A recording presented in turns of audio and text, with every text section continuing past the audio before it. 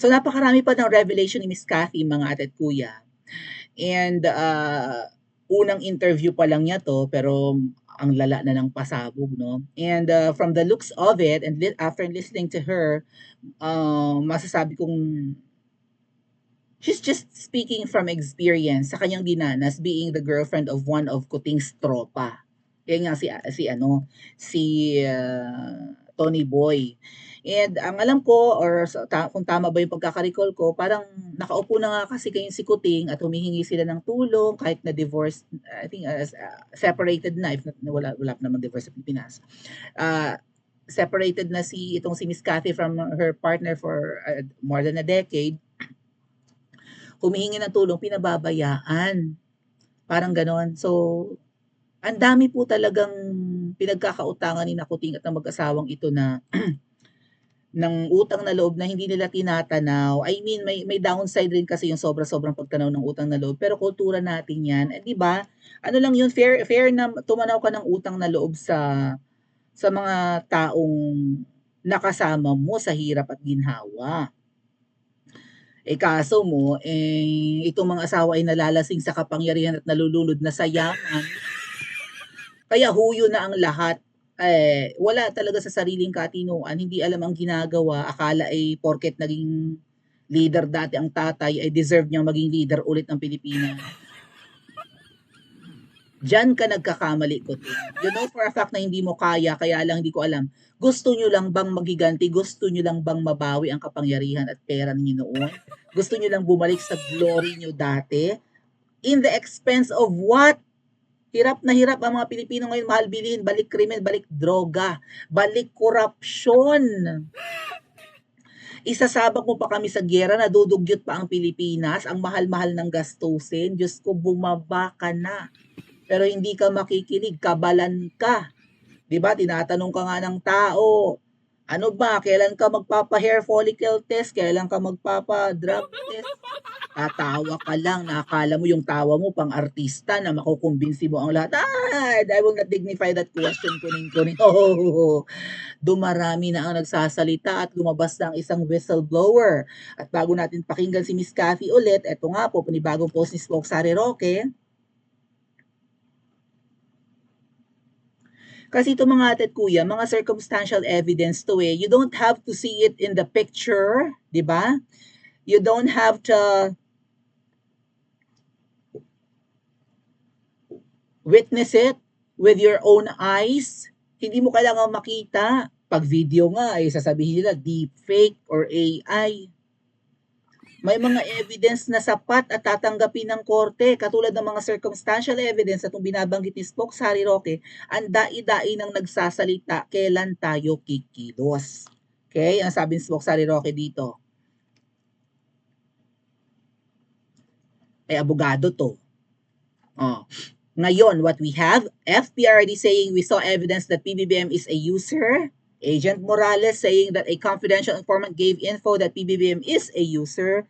Nikki Cositeng, dating senadora, saying that in their circle, it was widely known that PBBM is a user. It's a common knowledge, di ba? Open secret. A pulvoronic video authenticated by Deepware. Deepware na hindi pa yung kay Miss Marlica ha. Deepware, tinry ni Jojo na i-authenticate at sabi ng Deepware, yung nagdidetect ng mga deepfake na mga video or mga AI ay yun, malalaman ng app na yan kung peke ang video o hindi. Mismong Deepware nag-authenticate showing a man with close resemblance to Kuting sniffing a powdery white substance, and now Cathy Binag, an eyewitness, 5 na, tama ba? PRRD, Agent Morales, Nikki Cositeng, ayan nga, evidence na video, and now Cathy Binag, an eyewitness who saw PBBM sniffing a powder white substance at least 5 times with no less than Lam once offering her some. 5 beses niya palang napanood. Kaya pala Voltes 5. 5 beses niyang na-encounter. Tapos inalok pa siya ni Ma'am Shikels. Ito pala si Ma'am Shikels. Hindi lang gumagamit ng... Well, di kasi siya ngumingiwi, di ba? Pero minsan may mga ano siya pag nag-iinarte siya, gaganon-ganon din siya. Although hindi sobrang tabingi, pero marami siyang ganun, di ba? Sorry, cute pa rin. Ganon-ganon siya, di ba? Kala mo kinaganda mo yung pagiging marte mo. Di ba? May sa'yo. Kahit mayaman ka, hindi bagay sa'yo maging maarte. Noon pa lang kasal yung nikotin, kung makapandilat ka ng mata, pag eye roll ka ng ganun. Kinikilig lang naman yung mga tao. Kasi napanood ko yung video ng kasal ni Kuting at ni Ma'am Shi, mga ate at kuya eh. No, nung kilig yan, sabi ni Ma'am Shi, mahilig na siya talaga mag-inarte ng ganun, para feeling niya, cute siya. Malit nga siyang babae, siguro maganda ng kabataan. Ay ngayon, nakakatakyot ka na, Ma'am Shi, huwag ka na mag-inarte pa katulad ng dati, hindi na bagay. And also, masama ugali mo. So, nakadagdag pa yun sa, tuwing na pag-uusapan ka, Ma'am Shi, puro nega. O, ano pa ang gusto nyo? Kilos na tayo. Ano ibig sabihin ni Spokes Harry Roque dyan? Pumunta na sa kakalsadahan. Tama ba? Ano pa? At saka siguro hindi lang naman taong ba, itong mga men in uniform, itong mga politiko, taong bahay na asahan nyo, takot kaming lahat. Madami kami, oo, pero takot kaming lahat, kadali kaming pitikin. Dapat kayong may mga power, kayong may posisyon kayo. Sabay-sabay kayong mag-resign, sabay-sabay kayong mag-quit. At unahan nyo, susunod ang taong bayan. Yung iba mako-curious pa lang yan, sasabayan kayo. Alalahanin nyo, 32 million ang boto ni VP Sara. Hindi kayo pababayaan ng mga DDS. Simulan nyo naman, kayo ang maglakas loob. Huwag nyo iasa sa amin. Kaya nga kayo nilagay dyan eh. Magtrabaho kayo para sa amin. Kung pwede ibuwis yung buhay nyo para sa amin. Hindi naman kayo pababayaan ng taong bayan. Gusto nyo taong bayan ang unang lumusob sa kalsadang mahabang yan. Edi makakagambala pa kami ng traffic. Baka mamaya rat-rating kami. Alertong-alerto na ang pulis ngayon. Napapraning na yung mga magjowang yan. Alam nila sa sarili nila hindi sila tatagal. Kaya gagawa nila ng paraan, di ba, through chat-chat. Gagawa nila ng paraan through pambubudol. Akala nila lahat mabibili nila, mababayaran para tumahimik. Nagkakamali kayo dyan. At eto si Miss Cathy B, nag-isa sa hindi tumatahimik. Nagsasalita, sabi niya marami daw kumukontak sa kanya. Alam naman na hindi siya yata masasaway. So, ang panawagan niya ni Miss Cathy, yung iba pa dyan, magsalita rin katulad niya. Huwag yung, oy Miss Cathy, ako rin, nakaranas din ako na mabuli ng mga yan. Again po si Miss Cathy B, nagsasalita dahil nakikita niya yung sarili niya kay VP Sara. Parang teka muna, kaalyado to, katandem to ni Kuting, tapos ngayon grabe nila walang iyain, grabe nila balakurain, grabe nila gaguhin si VP Sara ngayon. Hindi, siya ay kasamahan, nasa circle nga siya ng tropa ni Kuting na yan eh. Tapos kung ano-anong ginawa sa kanya, yung kotse niya yata ay binenta, yung documents niya siguro ginamit sa forgery and whatnot, pati pirma niya. So, kaya siya ngayon galit na galit, 'di ba? Or hindi naman siya galit, pero sinasabi niya na totoo yung mga sinasabi at lumalabas na issue na nagpupulburo yan kasi ako ay saksi. Hindi naman daw paghihigan dito, sabi ni Miss Cathy eh. She's just telling the truth na yung mga lumalabas na yun, ng mga nagli-leak ng mga video, documents, pictures, at kung ano-ano pa, ay totoo about Kuting's addiction. Okay, let's listen again. Sa restaurant ko sa White House, one Saan time lugar yan? is Maynila? Davao. Davao, Davao okay. City. May restaurant Davao. kasi kaming tinayo doon. So, like, Okay. nung nandun kami, parang pag nagda-drugs, syempre may long table, very upfront, like, si Pirma. Like, Si haharapin Lagda. niya ako. Oo. Si Pirma, sabi, yung bang code? yeah, Okay. oo. Okay. Parang, so I Ano think sabi na niya? rin, parang sinasabi niya minsan, harapan doon ng mga tao, may mga tao doon. Alam mo yon, papangalanan ko in the right time. Diba? Yes. Okay. So parang right now, wag muna. Nandun lahat yun sa Si USB Lagda, ko. si Lagda na lang muna kasi Oo. public special assistant to the president. Okay. Oo, kasi 'di ba, Oo. public official. Then Yeah. when you were there, like sabi niya sa akin na, "Oh, Cathy lapit lang ng bahay natin." Ganyan siya. Tapos, matanda na tito ko, 'di ba? So, diyan lang ako pag kailangan mo. You know, you feel Oh my God. diba, very degrading. Kasi parang iisipin mo, hindi ko alam. May asawa na siya eh, di ba? As artista Exactly, ka. meron. Yeah.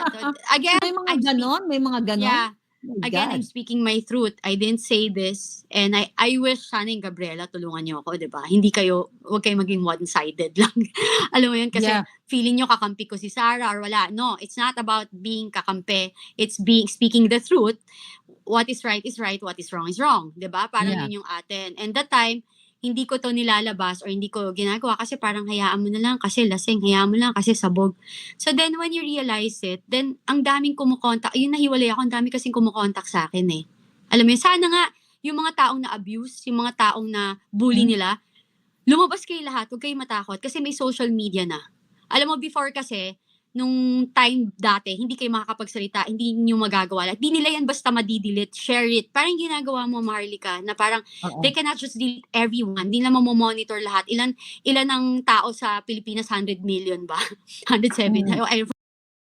So, sabi ko nga, ano yan eh, kanya-kanya yan. Pero this time kasi, parang you're a leader. 'Di ba? Parang, Yes. kung, sabi ko nga, again, kung nagbago o hindi, sa follicle test na lang niyo malaman. Kasi 'di ba parang Mm. yun lang yun eh. So parang sa akin, sinasabi ko lang kung ano yung na-experience ko. Yes. Kasi yun ang gusto nating ipa-ano sa taong bayan, yung circumstances na i-witness mo. Kasi ang daming circumstantial evidence. Yeah. Andiyan si Nikki Cosseteng na Mhm. napaka-powerful ng statement pero hindi Mm. kinakasuhan. Andiyan si Pangulong Mm. Duterte, nandiyan si Mm. Agent Morales na nag-testify sa Mm. Fidelis. Nandiyan diyan yung aking pinakitang pulburon video. Ang gusto ko kasing ipakita sa taong bayan kasi ikaw, you belong to the circle. Ang Mhm. ex-partner mo yung kasama nila sa pulboronic Yeah. activity Mhm. nila.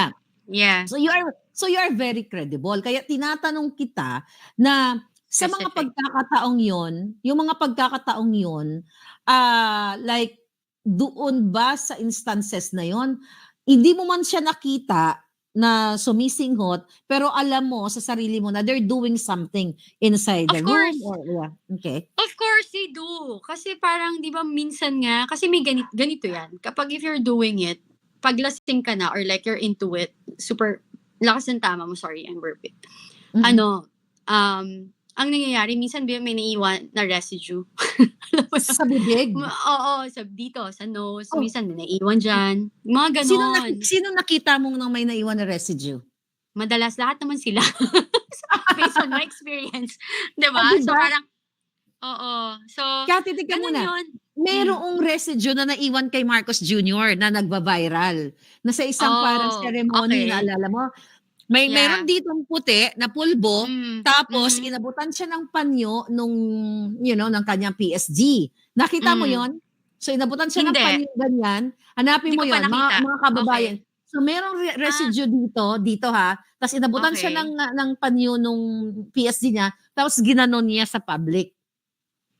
Oh, So hindi ko eto bang nakita yun. residue, so ikaw kasi ako wala pa, never ko ako Hindi ko pa nakakita ng nakita. yun ang hanapin ko, send ko sa'yo mamaya. So, ako wala pa ako nakitang pulburon sa buong buhay ko kahit anong klaseng pulburon. Yung tunay na pulburon Yeah. na masarap, nakakita ako nun. So, yung sinasabi mong residue, pwede mo bang i-explain parang ano siya, parang siyang crystallized? Ano yung dating pag nasa skin siya na Alam mo nakikita dito? Talcum powder. Basically, powder Parang pulbo. talaga. Okay. Oo, powder talaga siya. So, ganun yun. Even yung texture niya, ganun. Very, very fine. Basta makakita ka ng Johnson's baby powder, di ba? May plug ko. May Hi, plug. Johnson's. Kaya, so parang ganun talaga. Oo. Oh my God. Talagang, ganun siya. So, yun. At saka, ang kasi, ang Polveron, they need to take it every 30 minutes eh. Kasi di ba parang mabilis mawala. Sabi nga nila parang cleanest drugs siya. Pinakamalinis na droga. Hindi ko So, alam alam mo yun. yun? So every 30 minutes? Parang, Oh, my. yun yung ano nila. 30 minutes, So 1 hour. so parang Nagda-down. they just, Especially if you're drinking daw, para hindi ka malasing. Yun.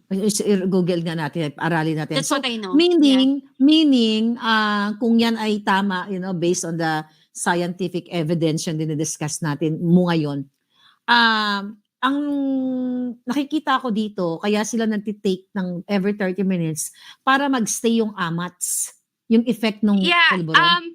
Yung ako, kasi di ba I don't do it nga. So parang sabi ko, ano bang ano niyan? Di ba? Parang, bakit gustong-gusto niyo yan? Sabi niya kasi, pag nalalasing sila, nawawala yung tama. So they can drink more. So yun yung yun yung effect na, yun yung alam ko. Pero yung yung after effect ang masama. Ano Yung yung the masamang next after day, effect? Ano yung ang ginagawa nila usually? ang I mean, init ng mainit ang init ang ng init ng ulo, ulo. oo, tapos physical, 'yun, nananakit, So you are basta physically abused? yeah, mhm, Oh yeah, my I am. God. Na ano rin ako, tinago ko lang kasi siyempre 'pag mahal mo, 'di ba, parang hindi mo naman sisiraan. Hindi ko naman siya sinisiraan, eh, I'm just telling the truth kasi this is the side effect, this is what's happening, 'di ba? Ayun. At saka emotionally, kasi yung emotion mo like iba talaga, eh. Parang parang ano siya, kasi ang galing. Kasi siyempre that time pina-fall ka, 'di ba? Tapos parang you Oo. trust the person, ta's paghihiwalayan mo na, igi-guilty ka, igi-guilt trip ka na parang, "Oh, kasi matanda na ako, kasi ano, bata ka pa, maganda ka, ganyan, wala na Mm. ako." Ta's galit, tapos may time na tatakutin pa ako kasi nag-base ako ng Davao, sabi niya, "Hindi ka makakaalis or papatayin ko yung mga pamilya mo." May gano'n. So, Gano'n? 'pag ginaganon na ako, kasi may families ano, eh, ako alam mo, kung patayin niyo yung pamilya ko, sige patayin niyo. Kasi alam mo, hindi na ako natatakot kung yun yung makakasaya sa inyo, 'di ba, parang tingnan natin kung saan kayo pupulutin. Sisiguraduhin ko rin talaga lahat tayo, equal to even, alam mo yun? Even? Not for Oo. not for anything else, may pupuntahan kayo, pero hindi ako papatay, pero may pupuntahan kayo. To the Pagbibintangan na nga raw siyang mangkukulam kasi parang ginayuma daw niya na humaling daw sa kanya. Diyos ko, maganda yung babae, maganda si Kathy, eh, siyempre maraming mahuhumaling. Sabi nga niya kung mangkukulam nga lang daw siya, di sana patay na yung 5 ba sila kaya tinatawag na Voltes 5? Yun yung title ni Miss Marlica, eh. So 5 ang magtotropa na Judictus Benedictus. So bilangin natin, si Kuting, jowa ni Kathy, si Dark Choco, yung Inigo, sino pa yung isa? So kapag may nangyari daw, damay-damay, babagsak ang lahat. Right? Kung 5 man yan magtotropa na nagpipinipig crunch o nagugulgulak pulburon. Oh, parang gano'n na, no? Parang, oh, sige, perwisyohin yung pamilya ko, pero damay kayo, lalabas ang lahat ng baho niyo. Dumudugo na nga raw ang ilong. Biro mo yun, every 30 minutes nagtitik, dumudugo. Siguro nga nakaka-damage ng wall ng, 'di ba, ng ating nostrils and what not, ng loob ng ilong natin, not just the nostrils. Nakaka-damage ng wall ng respiratory system natin kung ano pa yung sinisingot na yan. Siguro abrasive din yan kahit pino pa or whatever. Nakaka-damage ng tissue ng ilong natin. Dumudugo na raw, pinupunasan, tatawa-tawa nga si Miss Cathy kasi nga siguro lasing na, tapos mag-a-upper, no? Titira ng kokaina para gising ulit. O minsan natulo-tulo din, eh, nagsasalita daw, may mga tumutulo na daw yung mga uhog and what not. Ganito ang mga namumuno sa Pilipinas, ganito ang naglilider-lideran tapos walang resulta ang gawa hanggang kailan. Pakisagot po sa comment section at mag-like and subscribe din po kayo.